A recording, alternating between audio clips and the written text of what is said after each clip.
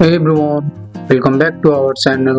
In today's video, I will show you how to fix echo in Discord mobile app. Let's get started.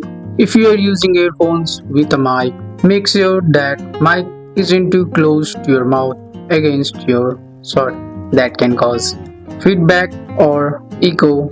Adjust it slightly away and try it again. If that didn't help, turn on noise suppression in Discord. First, open your Discord app and make sure you are logged into your account. Tap on the profile icon, tap on settings, scroll down and tap on video and voice.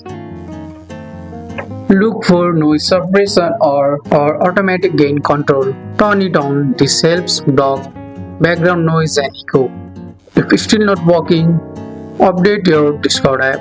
An old version of Discord may not handle sound well. Go to the App Store, tap the profile, scroll down it to see if Discord has an update button. If it does, tap it to install the latest version. And that's it.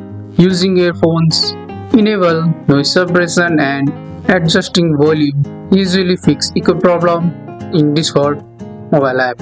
That's all for today's video guys. I hope you guys like this video. If you found this video helpful, drop a like, subscribe for more videos. Thanks for watching and see you in the next one.